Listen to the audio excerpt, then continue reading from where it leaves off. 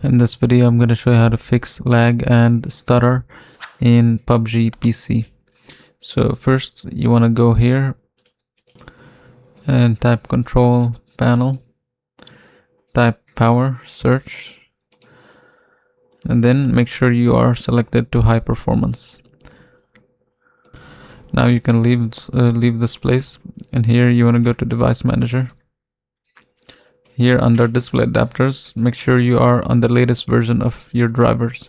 So update both of your drivers, and to update you just have to go through, click here and then click next, and this will update. After that, you want to go inside of your game, so open Steam.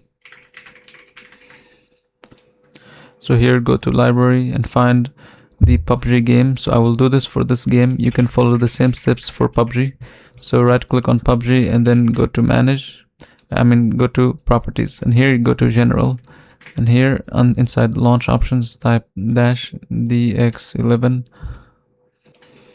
After that, you want to go to installed files and then click verify integrity of game files, and then you can just close this, and this should fix it.